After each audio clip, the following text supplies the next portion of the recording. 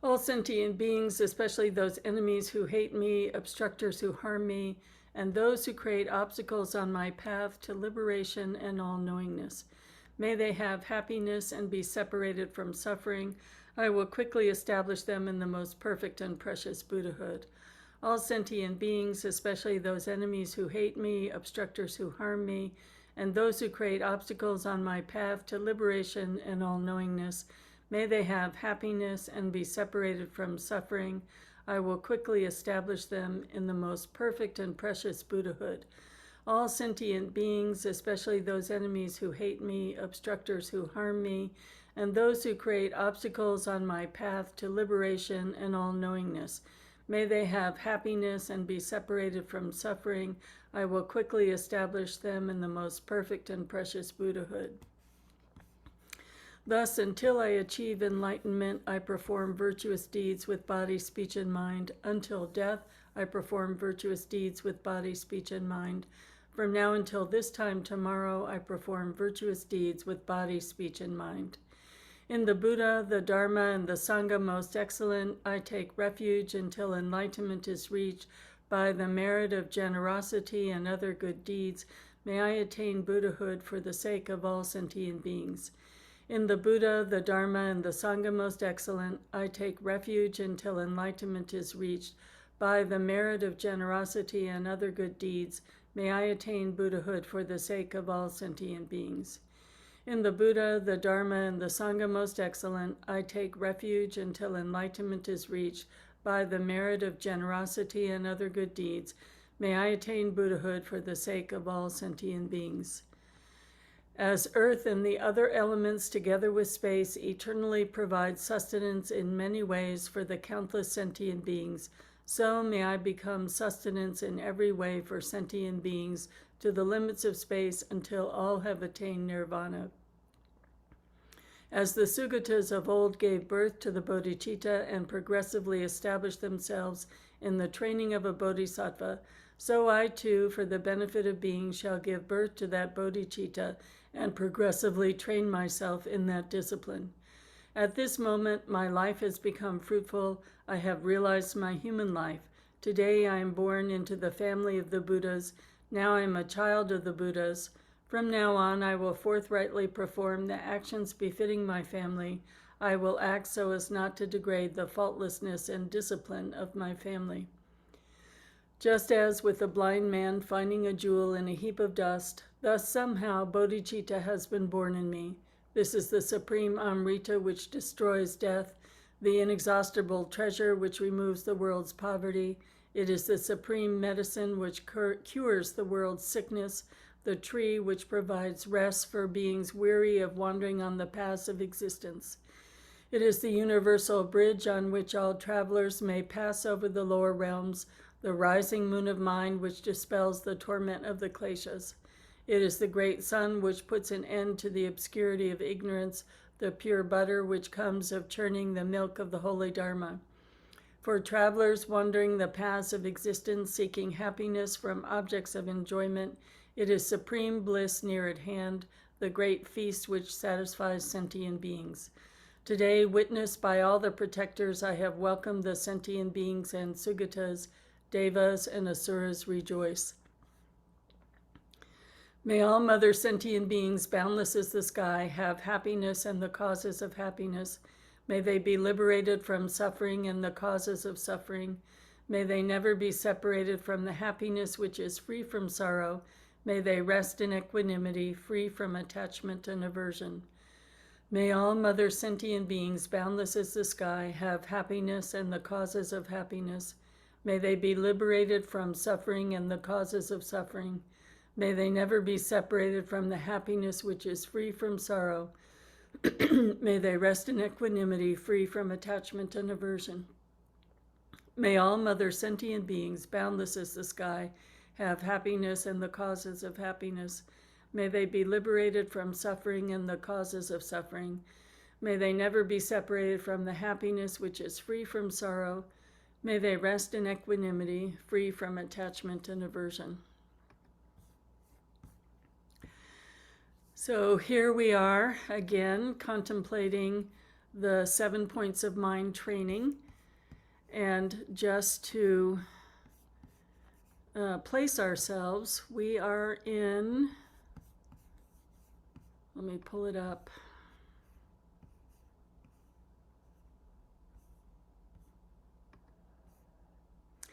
We are in point 5. And I'm going to put the previous slogan and today's slogan in the chat box because it's all about context.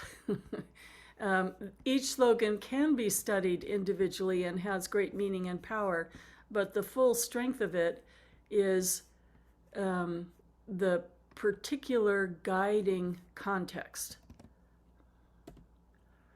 So the previous one was that all dharmas agree at one point. All Buddhist teachings are about lessening the ego, lessening one's self-absorption. And today, a very interesting, very complex, very tricky kind of slogan. Of the two witnesses, hold the principal one. You know yourself better than anyone else knows you. So this is absolutely true. You know yourself. We know ourselves. The problem is we also have this tricky ego that is continually protecting itself, continually appeasing itself. So this slogan, on the one hand, frees us from really being concerned about how others are viewing us, which is really important. Some of us have lives where we get a lot of, a lot of acclaim, a lot of praise for the things we do, a lot of respect. And some of us have lives where we're constantly demeaned. And so freeing ourselves from the opinions of others certainly weakens the growth of ego, and it weakens any kind of gaslighting, and I think we all know what that is. But also, there's a sense in knowing ourselves, being aware of subtle levels of how we are reinforcing our ego in all of our actions, as opposed to developing a genuine heart of kindness, a genuine heart of generosity, and a genuine practice of loving kindness and Tonglen that we're cultivating in this class. So we're looking to see in this freedom the subtle areas of ego arising, and ego can be related to pride, which is like a double-faced coin. Pride on the one hand can be, aren't I great? I meditate every day. I'm coming to all the classes that I come to. I'm, doing all these great things for people. But pride can also be, I'm so bad. I'm doing Tonglen, but I can't really find a genuine sense of compassion for others, or I can't find that source of loving kindness, or when I try and do Tonglen, I really can't take in the pain of others. I'm so bad, I'm so bad, I'm so bad. So what we're doing now is we're cultivating, with holding the principal witness, a radical kind of transparency and honesty, and looking at, in our meditation, which is mental work, which is how we are thinking, which leads to speech and action, whether it's on the cushion, transforming our mind so that we have clearer and clearer speech and action, or whether it's in the moment thinking that leads directly to speech and action. What is going on subtly, and how can we see more and more clearly the sometimes they use the word taint, but if you think of dropping a drop of dye into clear water, what is the taint or the subtle color or the subtle flavor of ego trying to feel better in all of these situations that we're working with in terms of developing more kindness, more bodhichitta day to day to day. So it gets really interesting, and it gets interesting to see what personal habits we've cultivated. I'm such a great Dharma student, or I'm so bad, I'm so bad, I'm so bad. Both are pride, both are subtly tainting our meditation. And can we go back to that first one, lessen them? So we know ourselves better than anyone else. We know that even though people may think that we're just the nicest person in the world and we do all these great things, we know how much ego is there. And if someone is telling us, you're wrong, you're wrong, you're wrong, you're bad, you're bad, you're bad, we also know that actually my heart is wonderful, I have Buddha nature, these voices that are so constant and pervasive, I don't have to take in and make a habit. And so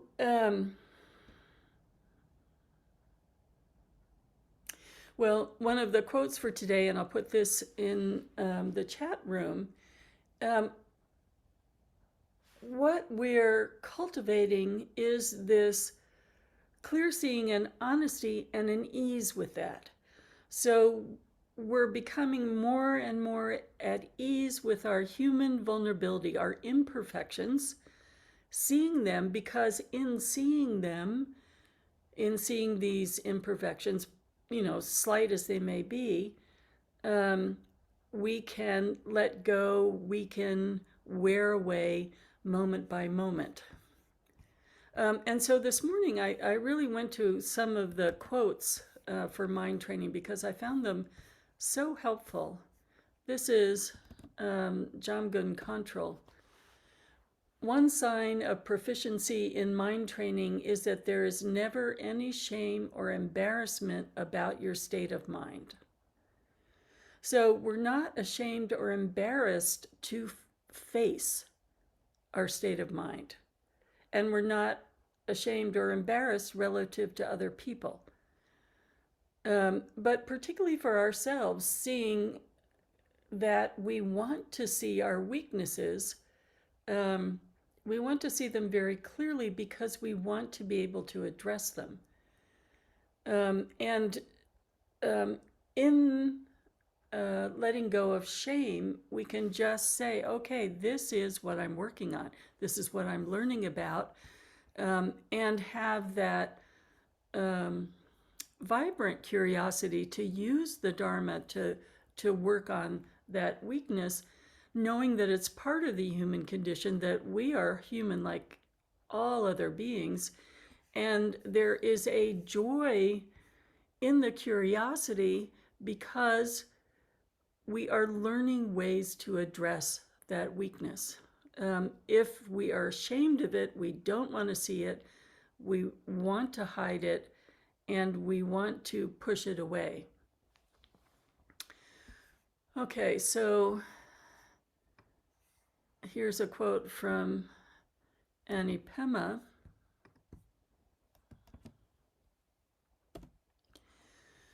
From the book where she teaches Lojong is Start Where You Are. Beautiful title. Start where you are, exactly where you are. You're the only one who knows when you're opening and when you're closing. You're the only one who knows when you're using things to protect yourself and keep your ego together, and when you're opening and letting things fall apart.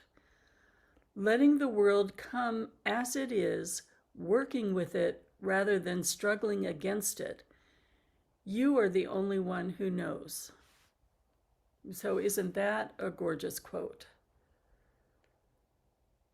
So she's often said that really her practice is knowing when she's opening her heart and closing her heart. So we can appear wonderful. We can go to the food kitchen and appear wonderful, and our heart can be shutting down towards all the people that we're serving there. We can go to a protest march and appear wonderful and feel our heart and mind shutting down in anger and righteousness. So we're looking to see in all these circumstances, are we opening or are we closing our heart and mind? And I think in this quote, letting the world come to us as it is, working with it rather than struggling against it, is a very important quote for us as activists, because we want to be activists our whole life. And as we're activists, we want to keep opening our hearts and mind, not cultivating anger or righteousness. So it is looking at how to benefit all sentient beings in a wise way, in a knowing way, in a introspective way, so that our actions, whether they're small or large, are actually benefiting all sentient beings and actually leading to an opening of our heart and mind, as well as perceiving, are these actions helping to open the hearts and minds of others, or is the action not truly beneficial in the intent that we wanted to open the hearts and minds of others? Okay, and here's another quote by Pema, and this is very interesting. I'm going to put the quote up.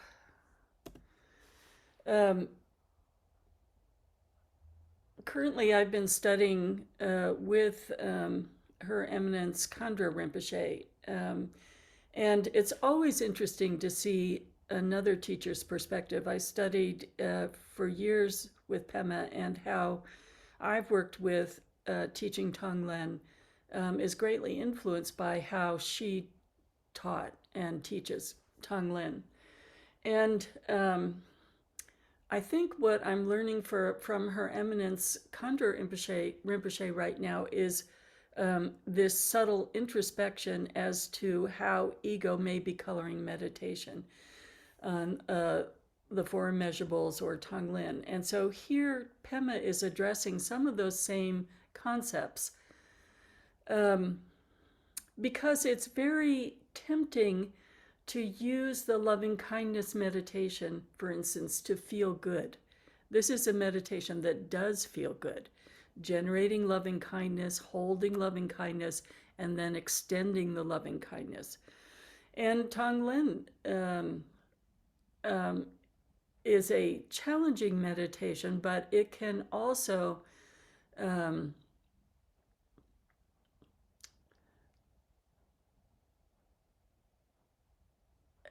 have a way of feeling good about ourselves in a way that appeases the ego, so that we don't have to challenge ourselves more or don't have to take action. So if we think of currently, people are getting angry and saying we don't need your thoughts and prayers. If Tonglen is just about sending out some sort of good situation to the suffering that makes us feel better, then that is just thoughts and prayers. So let's look at how Pema is questioning or inviting us to question how we're practicing these wonderful bodhicitta meditations. Are we using Tonglen just to smooth everything out? And I paraphrase this paragraph a little bit. To feel like a hero.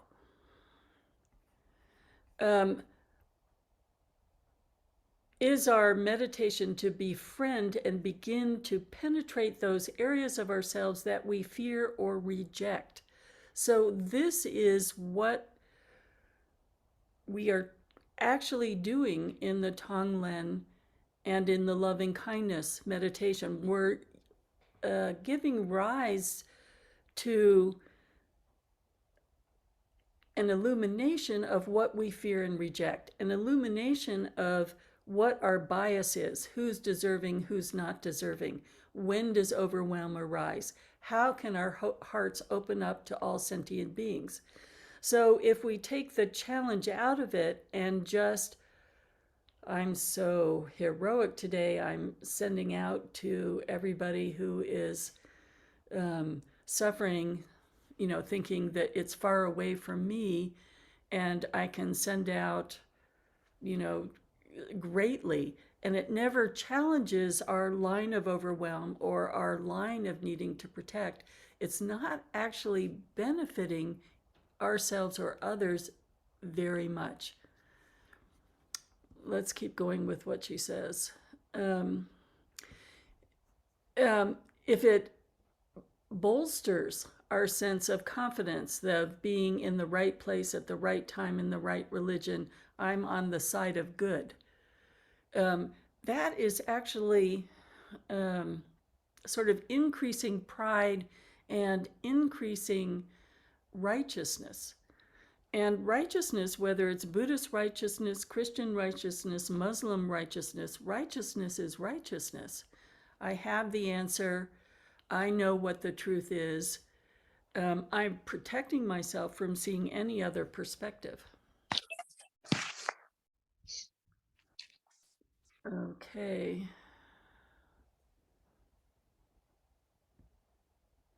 And she follows up with, if we, in our meditations, go to, I'm struggling with this is hard for me, so I'm bad. That is bringing up that other side of the coin in terms of self-hatred, which is another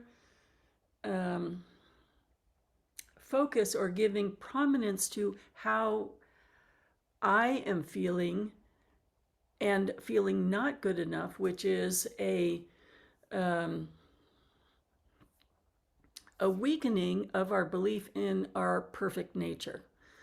So it's, again, a way of paying more attention to self, even though it feels as though it's some sort of humility or transparency. When it goes into, I'm bad, I'm bad, I'm bad, it's aggression towards our wonderful, perfect Buddha nature. So that's why we want to watch for that.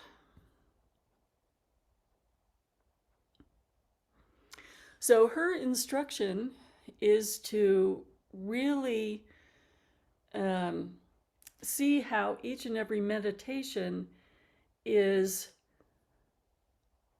really looking to see what is underneath whatever kind of protection arises, whether it is the aggression towards self or overwhelm or sort of self-praise, to see what is the soft spot underneath all of that. And when we talk about ultimate bodhicitta, it is that soft spot that is free of all of those protections, and it is free in a true sense of no self to protect, or no protection. If there's no protection, there is this pulsing, wondrous fruition of the four immeasurables, whether it's in the Tonglen or in the loving kindness meditation or any of the meditations. So as we're meditating, we're looking to see the gross levels of self-protection, and we're looking to see tiny habits of ego agenda arising of this makes me feel good, so I'm going to rest here instead of going further. And then when we are off the cushion and take it into our actions, there's a sense of being acutely aware how others, I'm looking around, my window, seeing my neighborhood, seeing my family, seeing everyone I'm in contact to it, really seeing how does this attention to the subtle introspection allow me to see how my speech and actions affect others, and be more like Shantideva, resting like a log until I can see, is this speech, these words I'm saying, is it actually going to benefit? Or is it my ego wanting to blurt out what I think is right or necessary? Or is this good deed that I'm doing, this wonderful action, is it about me wanting to feel good about myself, or is it truly focused on the others' needs, the others' suffering? How much of me wanting to feel good about myself is there? And there isn't a sense that we need to be perfect. It's more, let's be observant, because all the dharmas, all of our wonderful altruistic longing to have this unprotected, wise and full good heart, the fruition lies in, of course, acting anyway, but acting more and more clearly with each day, with each observation, with each moment, seeing all the subtle pieces that are there. And not being ashamed, not being embarrassed, being curious and happy to see the ignorance apparent and dissolving. Okay, so now two last quotes. I really got into this slogan today. One is Milarepa. I feel like I get inspired by each of these slogans, and it just is gorgeous to visit with them every Sunday. Okay, this is Milarepa. My religion is to have nothing to be ashamed of when I die. So imagine having no thought to be ashamed of. Most of us are not doing so many actions that we're ashamed of, but what about no thought to be ashamed of? No speech to be ashamed of? No, cross words or et cetera, et cetera. And then there's one more quote, and then I see Ginny's hand is up. All right, so the concluding, this is from Dilgo Khyentse, and his book on the 7 points of mind training is called Enlightened Courage.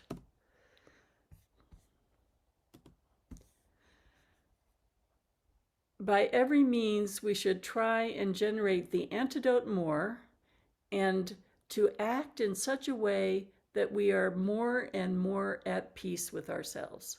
So this is the key. We're using this, of the two witnesses, we are the primary witness, to see, is this meditation, is this action of body, speech, and mind in accord with our Buddha nature, and am I truly at peace with it?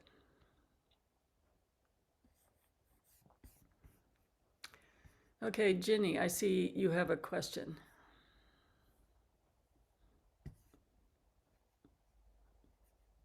Your hand is up.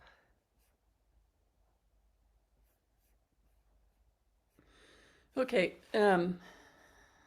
we'll revisit the discussion, but let's really take that in, and really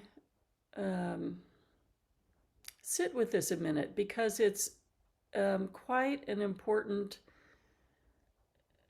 question to ask ourselves.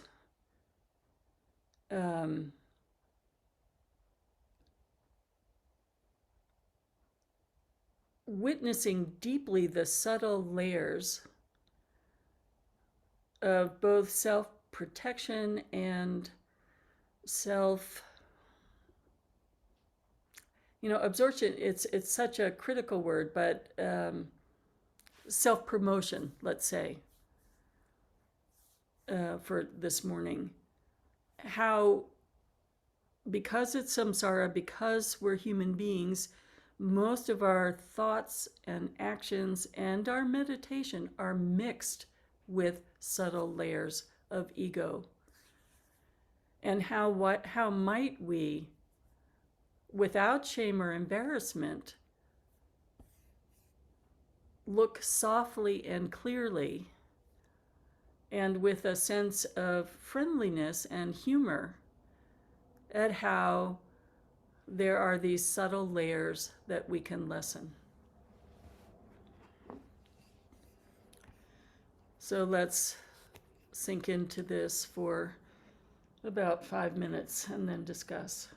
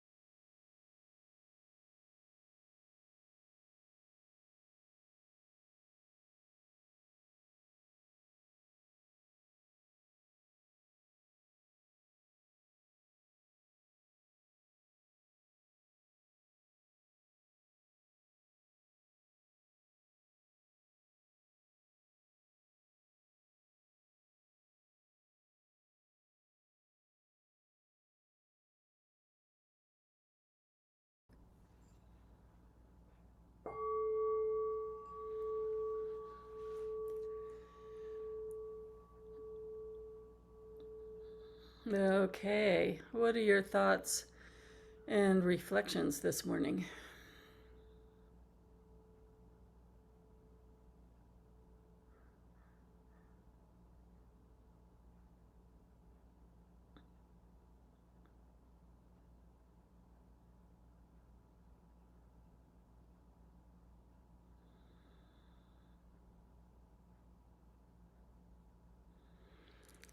So, at a very, um, you could say at a gross level, but in a way that's quite healing for many of us, it's important to know of the two witnesses, you are the primary witness.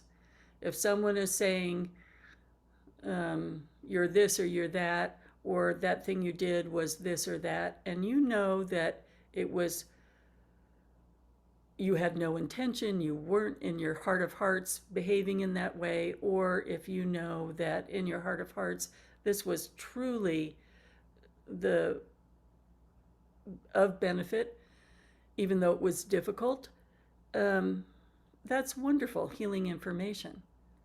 And at subtle layers in our meditation, to see our ego coloring things is very important. So, Jeff, what are your thoughts?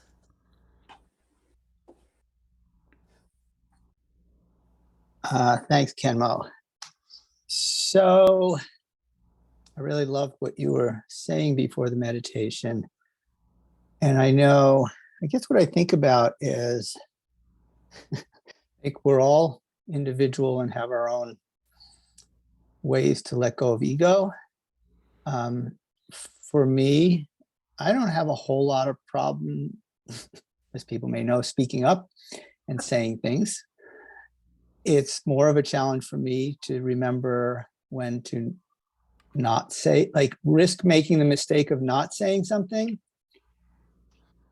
And I do think that, and wonder if sometimes it becomes easy to take the easy path and say, oh, for people who a lot of times I think in our society we all want to avoid conflict, and so the teaching you were saying of, like, I think you said Milarepa, saying I don't want to be ashamed of anything when I die. What are the times to risk making a mistake by actually saying something and saying, all right, I'm going to let go of my ego. I feel like I need to speak up and I'm really afraid and I might get it wrong. And then I'm going to be ashamed and embarrassed. But actually, it's sort of the quote unquote right thing to do, instead of saying, oh, I'll play it safe and not say something. And in some ways, we could get kind of political that there's far too much in the world where people don't speak up and say, this is just wrong. So, that would be the other side of that coin. When is it better to not speak because people will learn more, and we don't need to blurt out the obvious thing that we think is true, which is our perspective? And as you're saying, when are we afraid of protecting our status or our appearance, and so we're silent and don't speak up? Again, two sides of the same coin. Eileen, you're muted, Eileen. This one is very compelling to me because it's so pervasive in my life. I love to think that I'm not affected by other people's opinion of me, but that is a complete, fantasy. It's amazing how much other people's opinion of me affects my daily behavior all the time, even in my superego. When I'm giving something and I, think about what other people might think about that automatically. And it's amazing how that affects my sense of self, my own witnessing of myself, being the primary witness. I delude myself even. What will I think of myself? So this whole thing about being true to yourself, and it's very complicated. And I like to think that I'm not so affected, but I'm so immersed in it.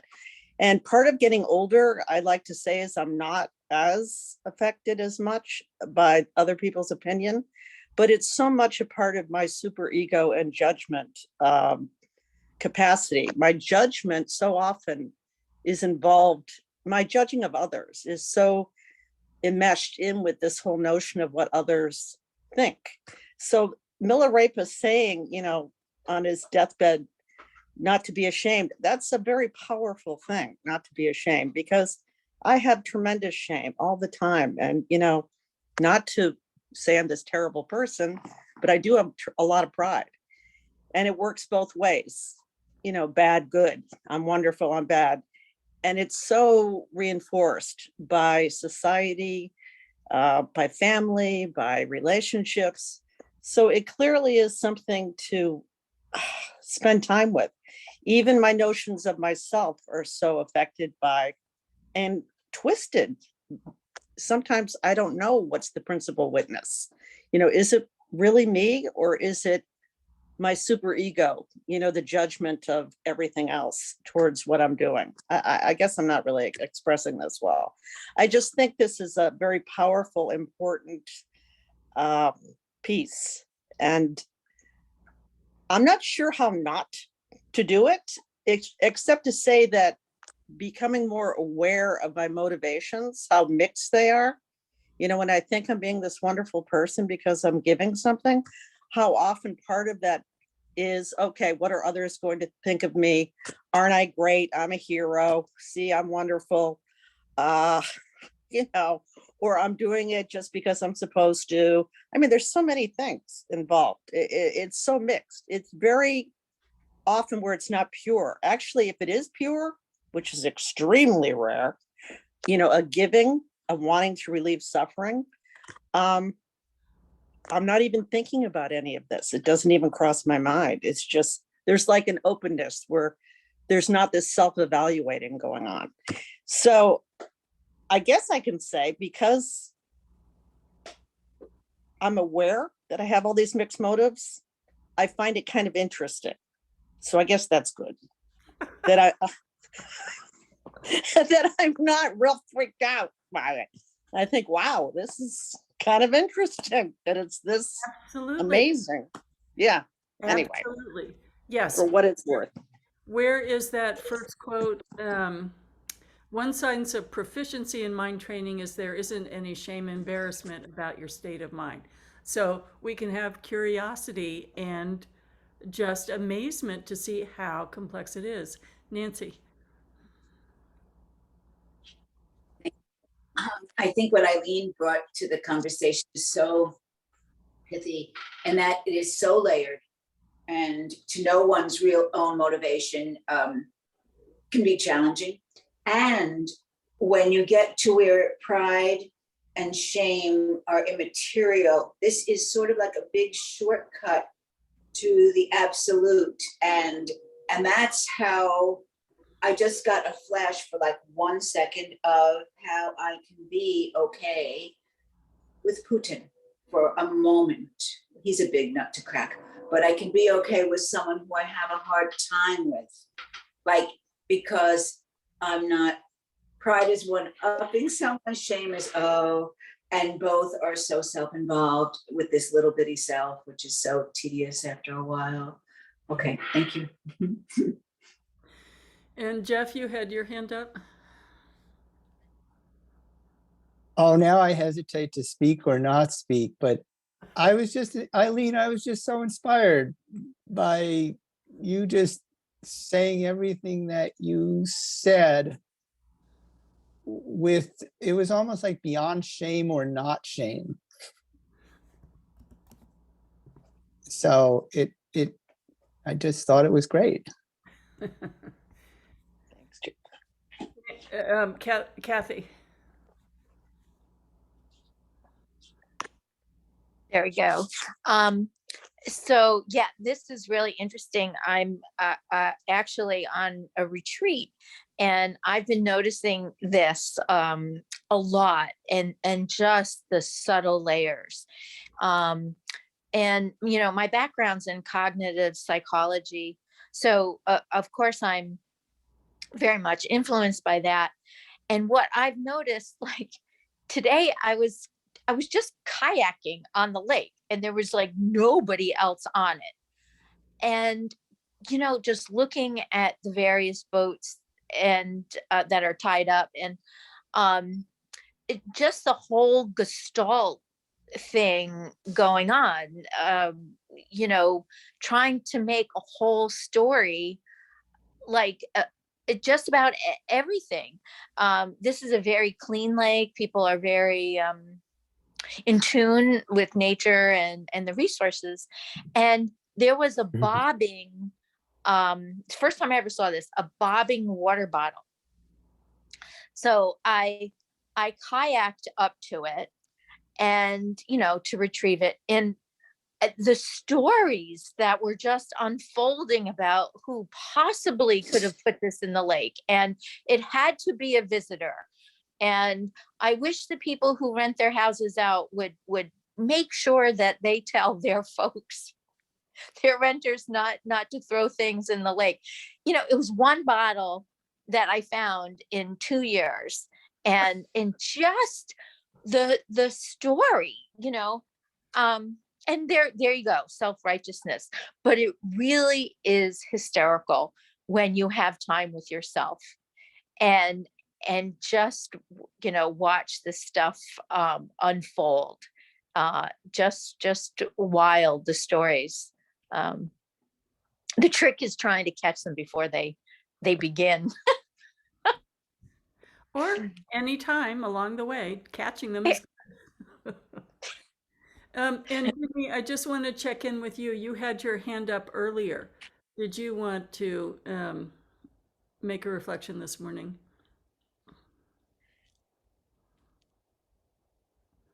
You may have pressed a button in accident. I just wanted to check.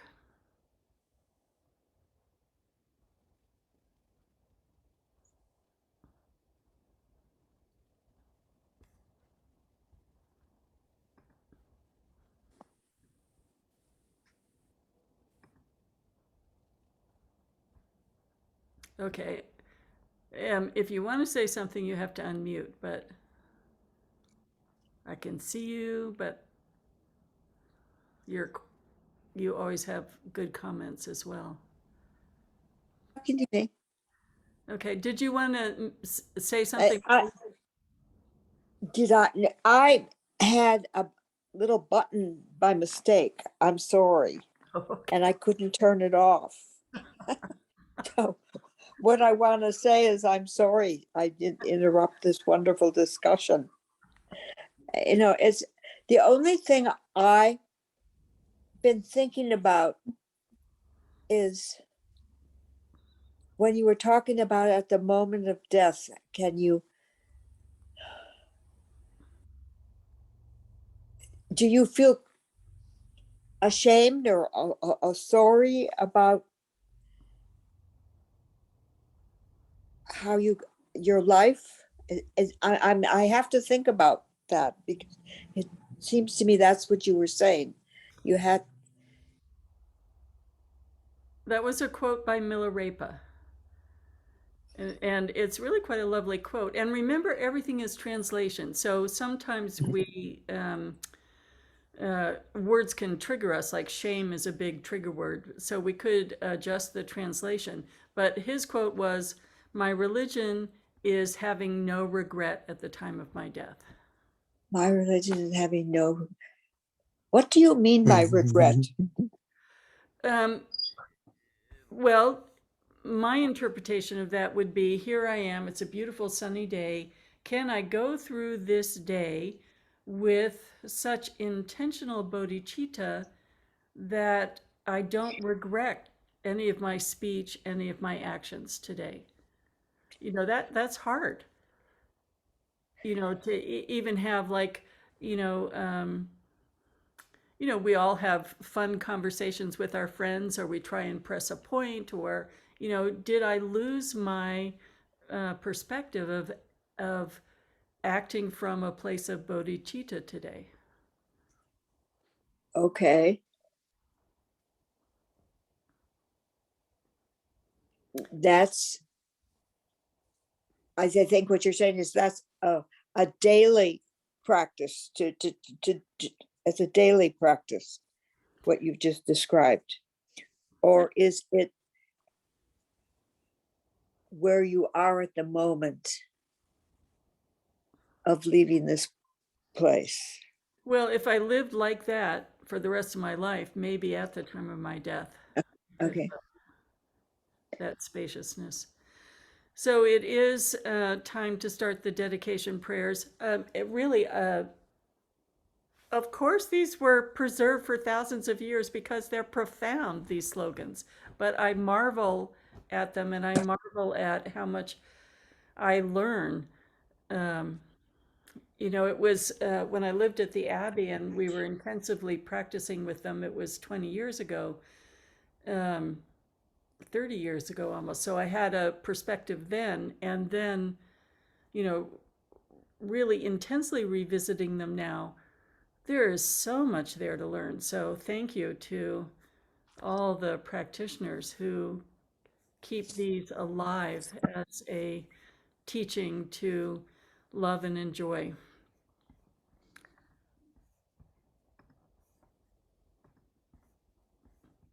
No, wrong one. It's something that Pema Chodron really emphasized in our training. No, again, I'm seeing.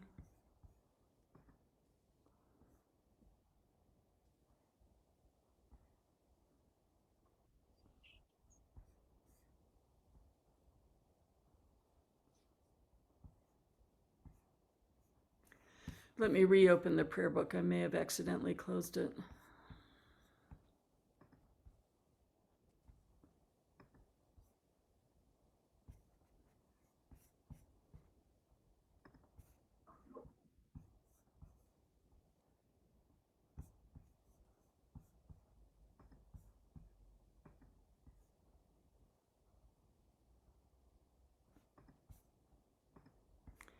Okay, by this virtue may I achieve omniscience, and may all who travel on the stormy waves of birth, old age, sickness, and death cross the ocean of samsara by defeating all enemies, confusion the cause of suffering.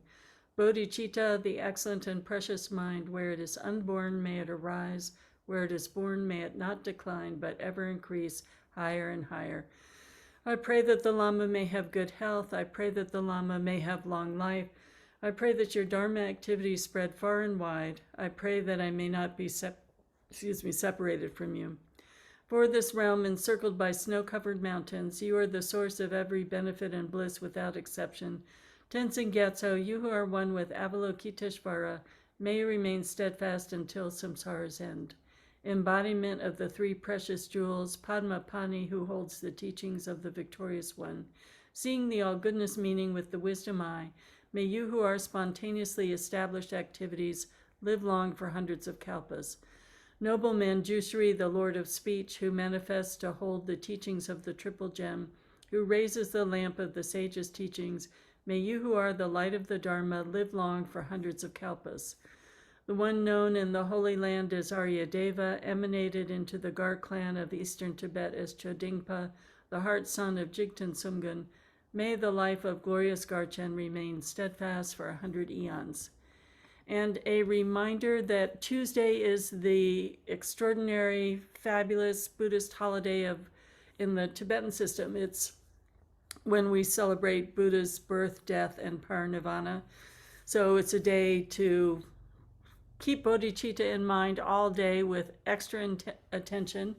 And we'll have a special practices in our morning meditation, the Vajra Dakini online meditation at 7. And I encourage all of you to join with the Urban Dharma Center, who is hosting Kenshin Koncha Galsen giving Bodhisattva vows. Bodhisattva vows can be taken over and over and over again, refreshed daily and retaken. And Kenshin Koncha Galsen is one of the greats of our lineage. And his teaching on the Bodhisattva vow, I'm sure, will be fabulous. And so also those of you who are living within driving distance, Zigur Khantrul Rinpoche Sangha is doing a life release. So they're buying one fisherman's catch of lobsters and releasing them. So you're welcome to participate in that as well.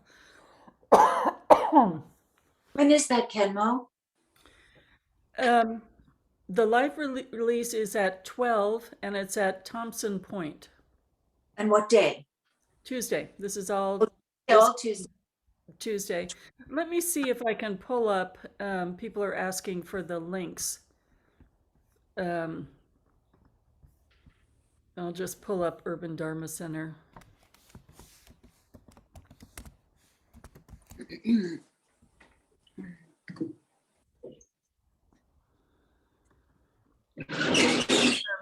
Kenshin will be on Zoom doing the big event, and I'm just going to give you their website, and I'm sure it will be fairly easy to find on the website. And in our most recent newsletter, which I will send out again later today, all those links are available. So maybe see you Tuesday, or I'll be thinking of you on Tuesday, and take care. And yay, Kathy, how wonderful you're in retreat again. So it's for everyone's benefit, I am sure. Bye, everyone. Have a good week. Thank you. Thank you. Thanks, Khenmo. Khenmo. Thank you, Bye-bye. everyone.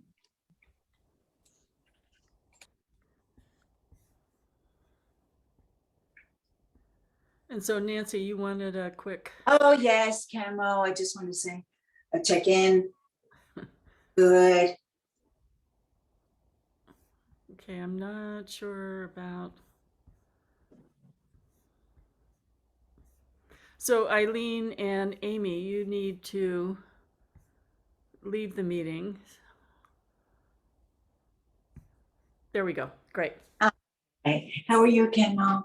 I'm good. How are you? I'm quite good, considering. Yeah, I thought you and John heroic to